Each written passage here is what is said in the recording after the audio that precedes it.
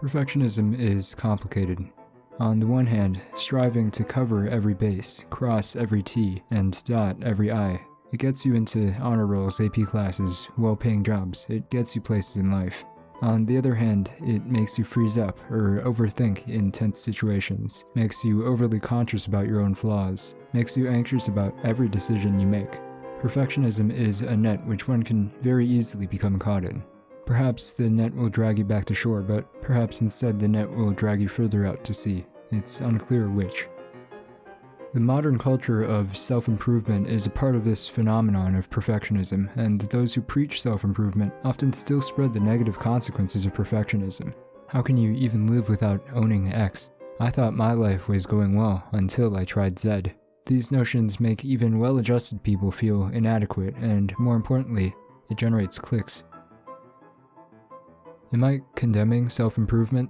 Of course not. If we never tried bettering ourselves as individuals, we would have no cars, planes, TVs, railroads, relativity, or agriculture. What I am saying is that self-improvement rides a line between the positive and the negative of perfectionism, and in this video I'll propose a way to self-improve in moderation.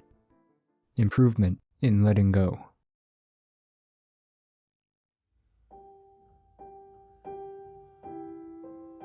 Letting go of life is a concept which has been explored ad nauseum since the foundations of philosophy, from the ancient Romans to the existentialists. For this reason, I've handpicked several philosophies I find particularly useful.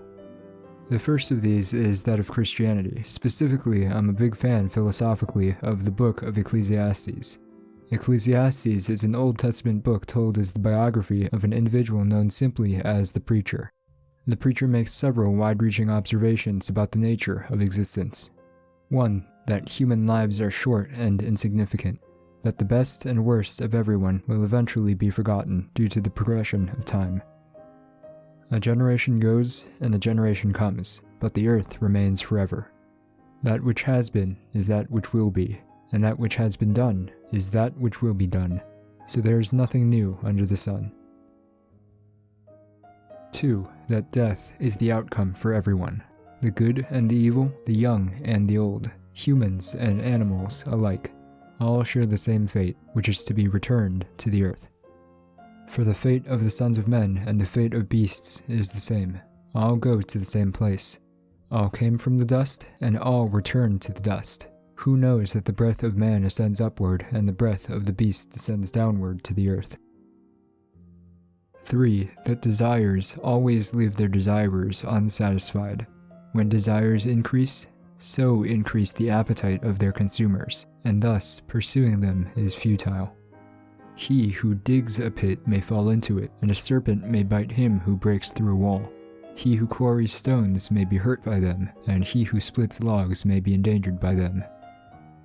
4. And, most importantly, that success ultimately lies purely in random chance. I saw under the sun that the race is not to the swift, and the battle is not to the warrior, and neither is bread to the wise, nor wealth to the discerning, nor favor to men of ability, for time and chance overtake them all. Now, what do we do with this depressing information? The preacher tells us that because we are insignificant in the face of the universe, because everything we do will be lost, because desires leave in their wake more desires, because we are beings subject to chance, don't hold on to things so tightly. If the clouds are full, they pour out rain upon the earth, and whether a tree falls towards the south or towards the north, wherever the tree falls, there it lies. Let go. Stop worrying. Stop desiring. Before you return to the earth, before you are forgotten, stop worrying about everything and enjoy the simple pleasures of life. Our next stop takes us from the streets of Jerusalem to the countryside of ancient China, where an old man has left the city to become a hermit in the mountains. A border guard recognizes him as the famous scholar Lao Tzu and asks him to impart his wisdom before he goes. The lessons Lao Tzu gives to the guard become the text of the Tao Te Ching, the founding work of Taoism. Lao Tzu's most extensive teaching is that of Wu Wei, which is often translated as effortless action. He compares the proper course of action to that of water, which flows to the lowest point it can. The supreme good is like water, which nourishes all things without trying to. It is content with the low places that people disdain.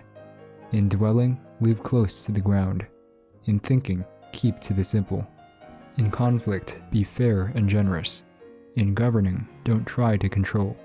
In work, do what you enjoy. In family life, be completely present. When you are content to be simply yourself, and don't compare or compete, everyone will respect you. Water, Lao Tzu reasons, acts by not acting. It yields to everything that touches it. It is flexible, and thus it succeeds. Nothing in this world is as soft and yielding as water, yet for dissolving the hard and inflexible, nothing can surpass it. The soft overcomes the hard, the gentle overcomes the rigid.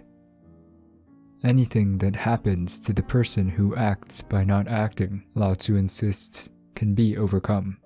Go with the flow, he implores, or else go against it in vain. For chronic perfectionists like me, Ecclesiastes and Taoism both provide an essential perspective when the going gets hard. When you lose track of the trees for the forest, Ecclesiastes reminds you, enjoy the earth while you still can. When you're looking for efficiency during a difficult challenge, the Tao Te Ching reminds you, be like water, take the simplest path. These texts can set you down to earth when you need it the most. However, I've noticed something in the previous two philosophies. Namely, that they're good teachings, but when you're truly trying hard in short bursts, they tend to be quite useless. Follow Ecclesiastes during a difficult exam, and you'll end up just appreciating the font that the questions are written in, and never bubble in a single answer, for all of it is vanity, and you need only to appreciate the little things.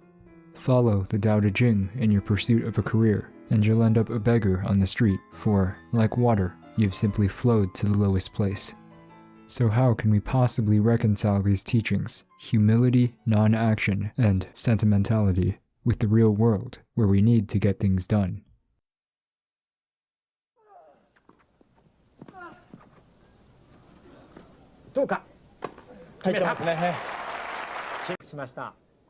Shuzo Matsuoka is a retired professional tennis player who ranked world number 46 at his peak.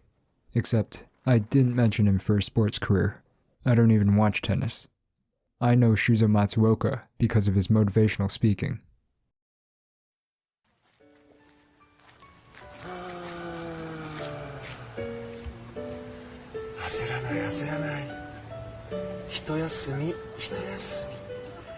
This holy grail of the internet is a video I hold in extremely high regard, because I believe the sentiments it echoes are a perfect bridge between the more esoteric philosophy of letting go and the rigorous work don't stop, grind don't stop mentality of perfectionism. It's the best of both worlds. It is both the yin and the yang in Taoist terms. Don't worry. Be happy. Just like Ecclesiastes, be happy with the world while you're here. みんな、竹になろうよ。竹ってさ、台風が来てもしなやかじゃない？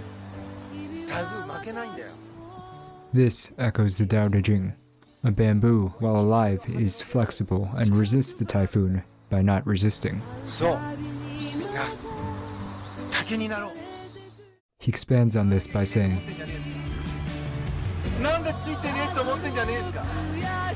人生うまくいかないことばかりだ。そんな時はな、自然に委ねてごらん。俺は利尻の海に広げる。 Here, Matsuoka shifts towards self-improvement, but oddly, it's not overbearing and patronizing like before. 人生悩んでねえか。不安でいっぱいなんじゃないか。感じてごらん。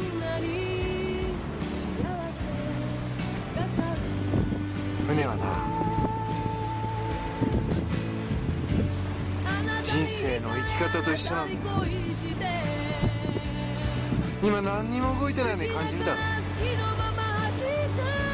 自然の風が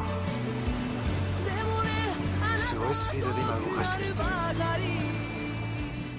Matsuoka then says something that changed my whole outlook on letting go.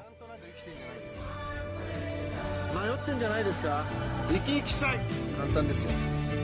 過去のことを思っちゃダメだよ。なんであんなことしたんだろうって怒りに変わってくるから。未来のことも思っちゃダメ。大丈夫かな。不安になってくるでしょ。ならば一生懸命一つのところに命をかける。そうだ。今ここを生きていけばみんな生き生きするぞ。 Don't focus on the past or the future. They will become regrets or worries. Let go. Leave them to chance. Live in the present. Live in a state of flow. Enjoy some flowers. Enjoy a nice cup of coffee. Enjoy a conversation with a friend.